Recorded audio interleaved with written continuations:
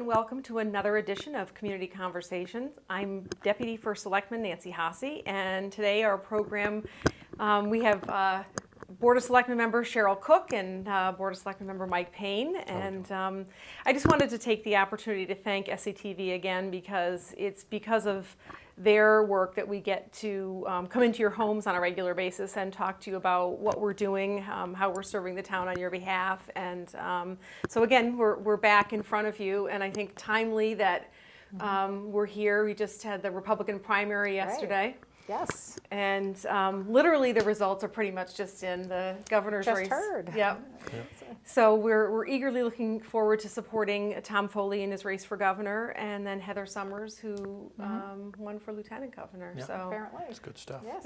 yeah. So it's a great segue because, and again, very timely because as we've shared things about who we are and again what we do for the town and the background and what's led us to our positions, we thought it was timely and appropriate to talk to Cheryl Cook today, who is in the running for the state representative on behalf of the residents of Simsbury. So we introduced you in your run for the Board of Selectmen. But I think, in my business of marketing, we always say you can never tell somebody something enough. So we want to tell people about you again and again. Thank you. So there's the family background, the civic background, the professional background, and I know that your husband was just in front of the Board of Selectmen actually talking about some recent topics. So it's sort of an all involved family affair. But just start out by, I guess, talking about sort of, you came to town and Well, it's definitely the first time my husband has ever gotten up at a Board of Selectmen meeting and said anything. But he is a swimmer, and he felt very strongly about some of the issues with lap swimming and wanted to talk about it. So that was great. Yeah. But Brad and I have lived in Simsbury just over 11 years now, and we have 3 children. Derek, Bridget, and Terry, and they are 23, 20, and 15, respectively. Bridget is going to be a senior. I can't believe it. Wow. Along with Patrick. Yep. Yes, as is your son, and it's amazing how fast in college flies by. And Terry is going to be a sophomore at Simsbury High School. And I'm sure he's really looking forward to starting the school year. I know, and I hate to say summer is coming to an end, but summer is coming to an end. This too shall pass. And Derek is already out, so he's done. But we've been very involved, both as a family and me personally, in so many things here in Simsbury, because we love this town, and we love being here and working with people in town on various projects. And we sort of hail from the same part of town, right, really. We I do. mean, it's funny. we sort of evaluate everything by voting district. Other than that guy, Sean, somebody. Yes, Sean, that's right. We should say Yeah. Sean couldn't be here today. Different zip code. Yeah.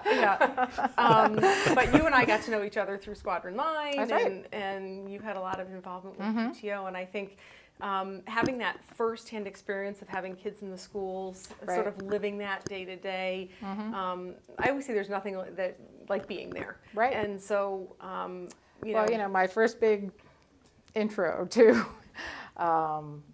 actually running something in Simsbury was the PTO at Henry James.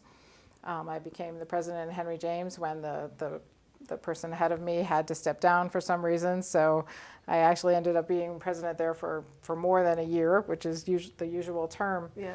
And so once I had done that, I went back to Squadron with Terry and took on the big job.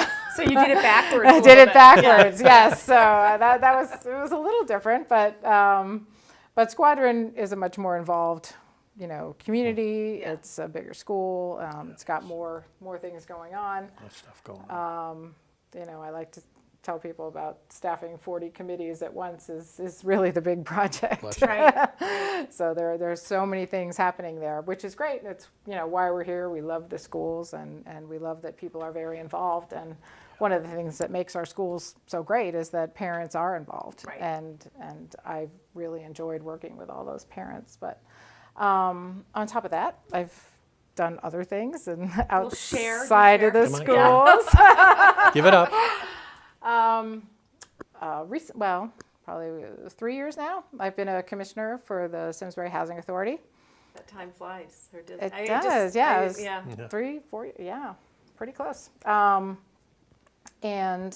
the Board of Commissioners for the Housing Authority directs business at Virginia Connolly Residence and the Dr. Owen Murphy Apartments. And we have 140 residents up there, and the commissioners do their the business that needs to be done to keep that running safely, smoothly, and to make sure that their quality of life there is the best it can possibly be. And I really enjoy that work. I think it's important, and I think we do a good job. The staff there does amazing things. They have 5 full-time staff members that run the entire. That sort of They're runs there. the spectrum as you talk about Squadron Line and Yeah. school experience and the kids, and then your work with the Housing Authority and Yeah. seniors and folks that have the challenges that sort of aging Right. can bring, and that work of the Housing Authority too brings it with it so much that goes on at the state level that impacts the town. And so And I it- think that's great experience that you could bring to the And in fact, state. all the funding for the Housing Authority comes from the state. We are Yeah. not a HUD housing authority, so we do not get federal funding, as many of the larger housing authorities in the state do. And we do not get any funding from the town. Right. So we Right. are entirely state funded. So Never realized that. everything that we do there is the result of, state regulation and state funding. So. Yeah, yeah. So you probably have some things you're eager to kind of dive into on that. And I should mention, we'll mention at the end of the program again too, just again bears repeating, but it is August, but yet there's so much time that will pass between now and November, and I know through and thanks to SCTV again, we'll have programs that you'll share a lot more information with Right. folks on Yeah. as well. So, so your Housing Authority and within the schools, and you're still actually doing the Housing Authority. I am. Even as a member of the Board of Selectmen.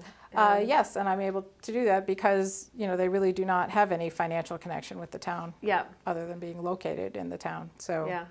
And some of the, we all, like your Culture Parks and Rec is your liaison appointment. Land use commissions. Land use commissions, and I'm WPCA and other. So you have liaisons through the Board of Selectmen, which has sort of afforded you even more experience that I think will be so I do. beneficial. Yeah. I'm the liaison to Aging and Disability, and also to the Housing Authority, where I wear Yeah. the other. Well, that's good. That's good. Since I'm there anyway. That's logical. Yeah. But I really enjoy working with the Aging and Disabilities Commission on their various projects.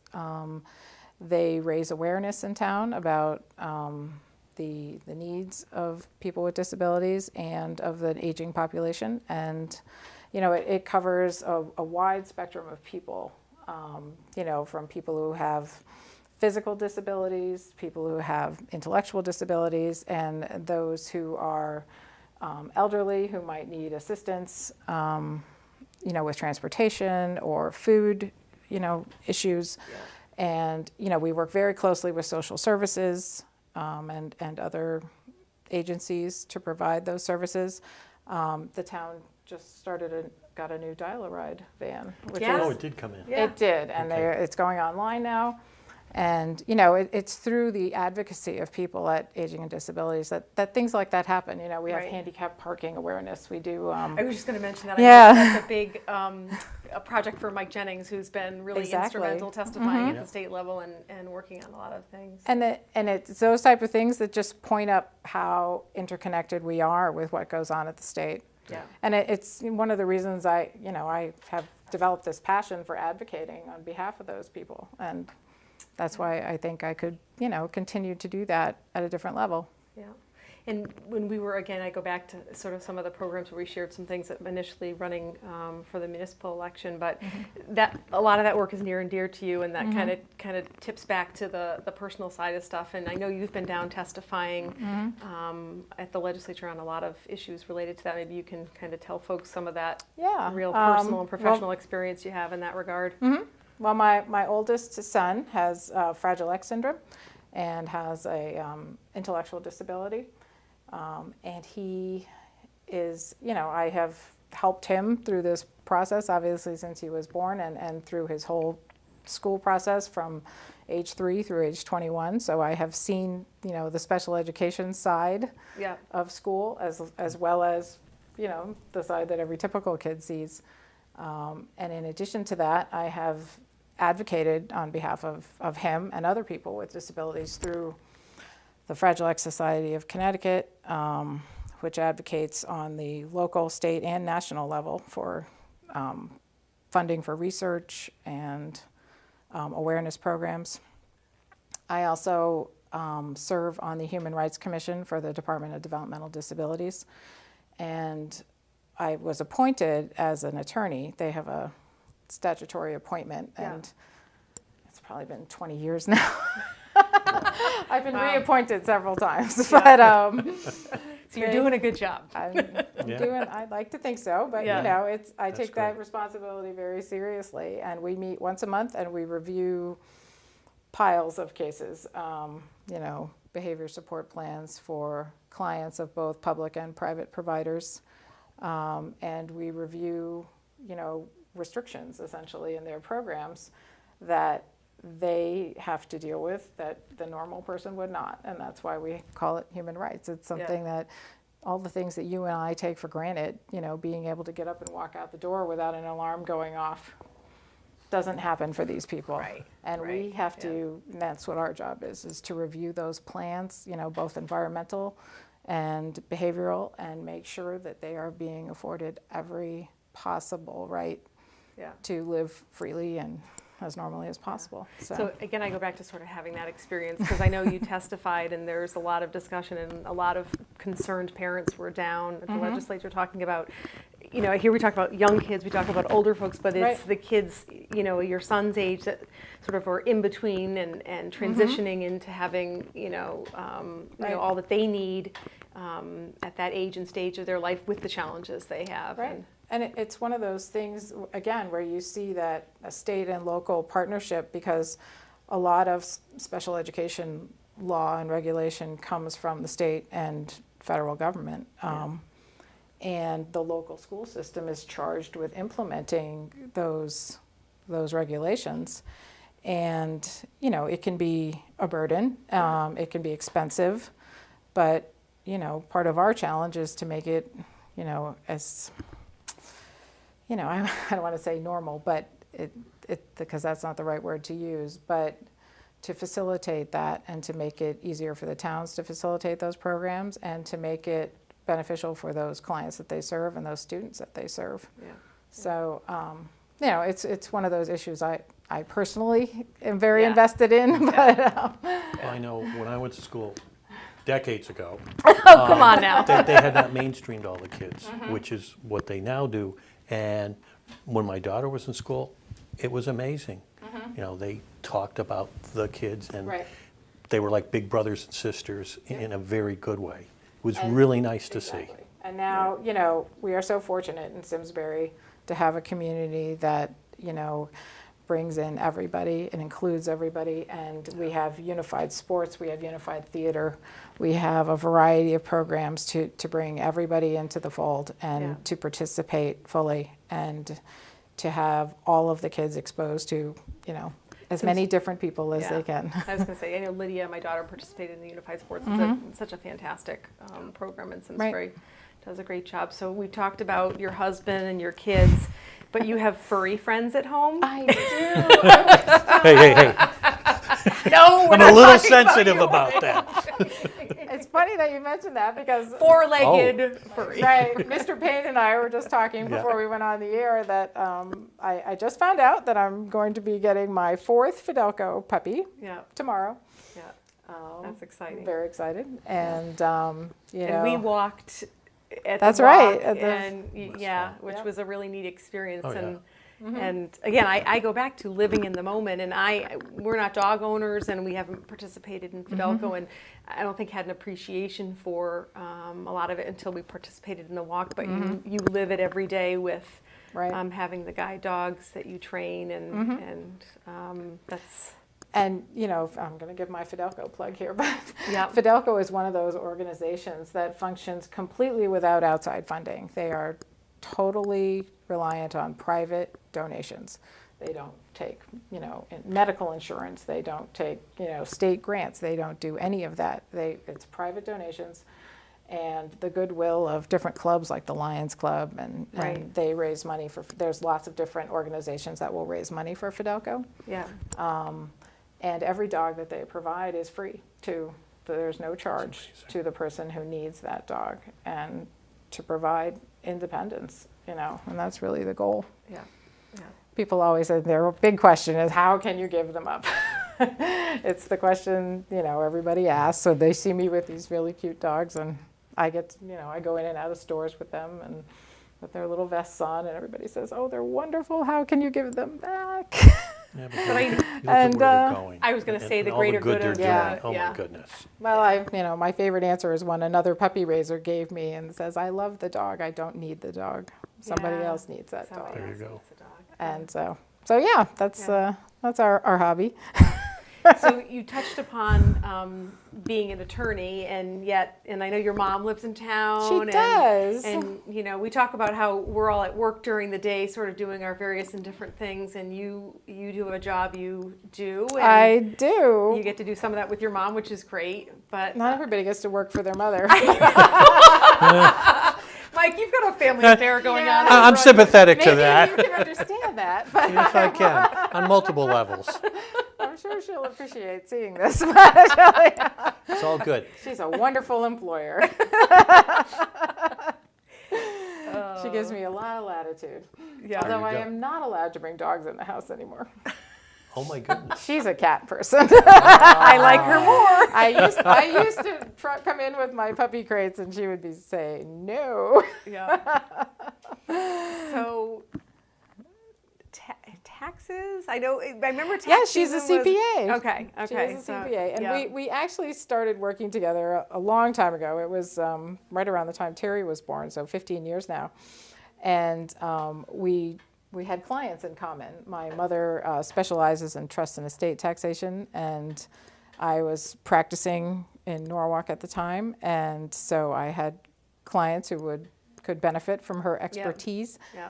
And so while I was doing some of their trust and estate work, she was doing the tax work, and Okay. so we sort of developed a working relationship. Yeah. Yeah. And then after I stopped working full-time in Norwalk, and I was working part-time as an attorney, she said, well, why don't you come in? You could help me out during tax season. And Just part-time. one thing led to another, and here we are 15 years later. Yeah. She set the hook and reeled Still you during in. tax season. Yeah. But again, that's one of those things where, you know, you cannot really appreciate a regulation until you see the IRS. Yeah. That's, So, you know, I'm not sure if I'm missing something in that grand picture, because we've covered sort of a lot of the PTO stuff and the volunteer things, a little family and a little professional. But, Yeah. you know, all of our work on the Board of Selectmen, I think, has been extremely interesting, going through budget seasons. And, right. you know, even as recent as our last meeting, we had some conversations that I thought interestingly touched upon Right. sort of how the state impacts stuff that we do. We were talking about some solar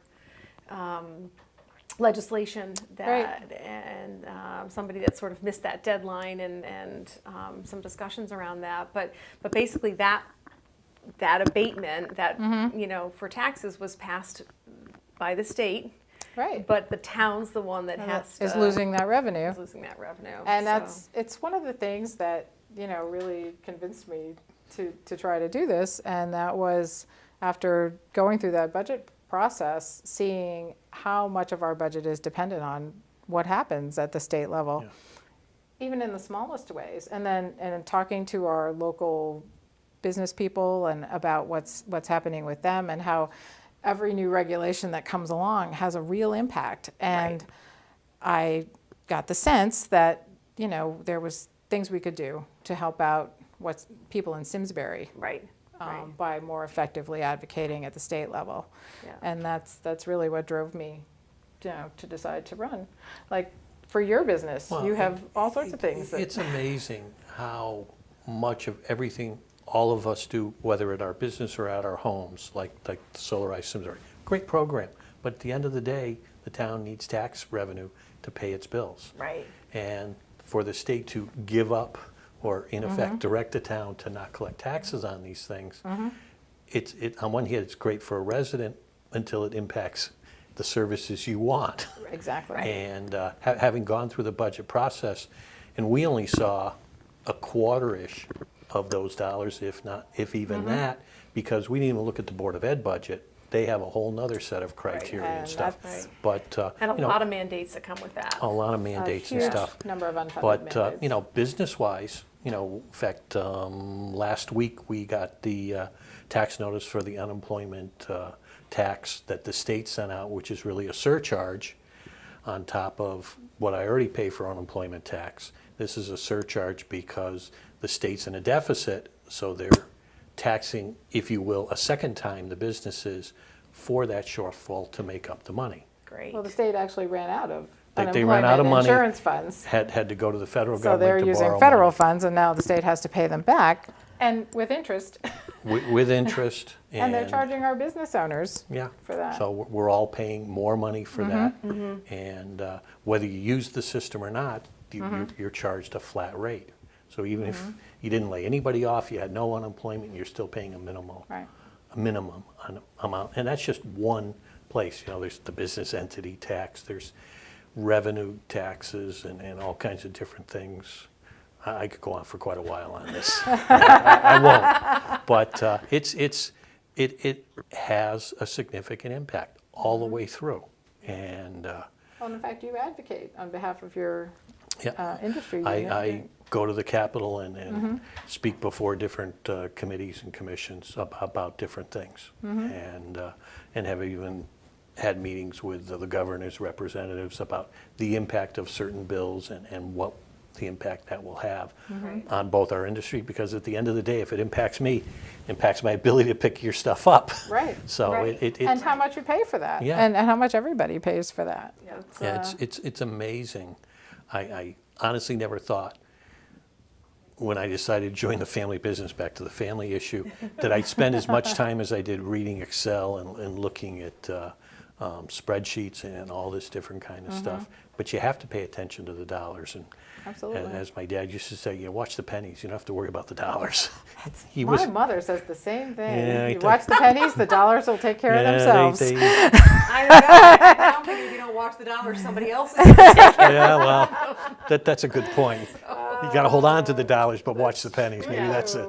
Yeah. But it's amazing how all of that stuff, and I was amazed watching going through the budget process, how the dollars kind of flowed through and where they went. And on a Board of Selectmen budget, we don't have a lot of latitude where we can shave this and, we're already down to counting pencils and erasers and a lot of stuff that what should our core services be and all those different things. I was very impressed with the good folks we've got working for the town. I really Yes, do. the staff did an outstanding job. They did an Phenomenal amazing job for coming in. Well, and now that we're starting to see the wrap-up numbers, from the last fiscal year, we're seeing what a great job they did, Right. Yep.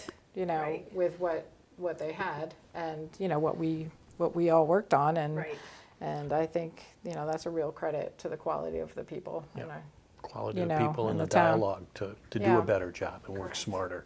it's one of those things that I'm hoping that we can bring to the state level where we're not making up, fictitious revenue sources and Yeah. moving money from one transportation fund and calling it revenue. And, there's so many things that, That are just completely impacting the bottom line. And I think some Yeah.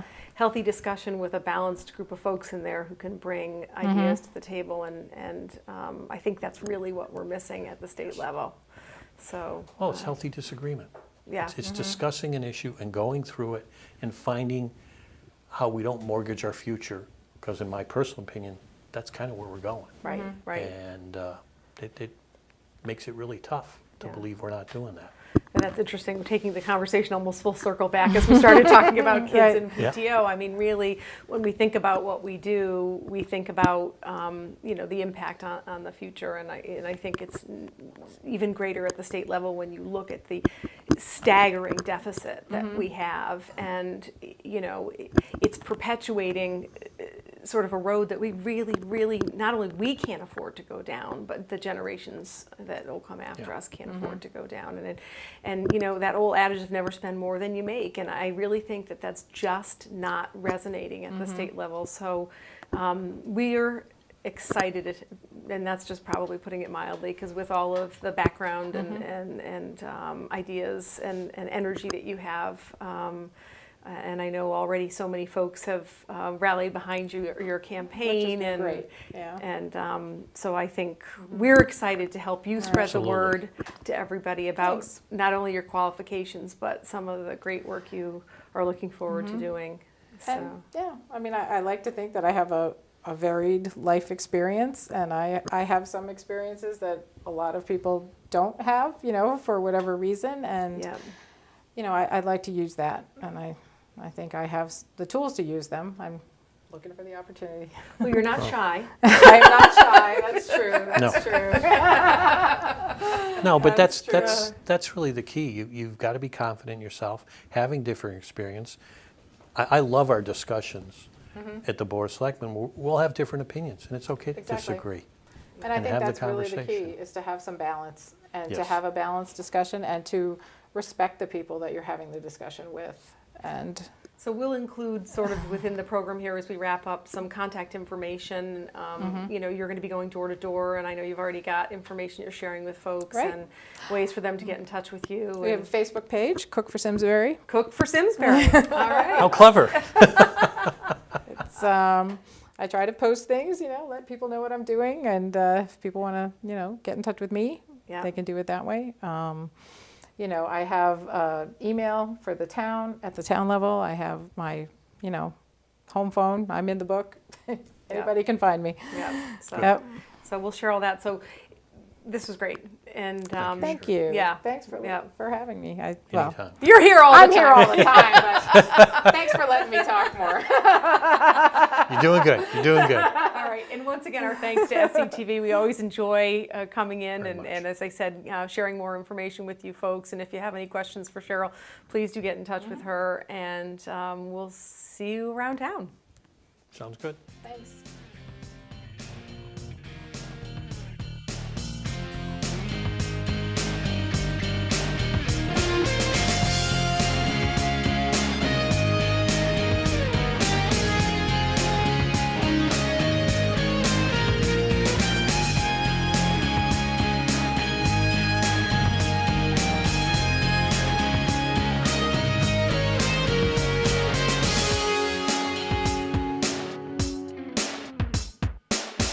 Funding for Simsbury Community Television is provided in part by contributions from viewers like you. Thank you.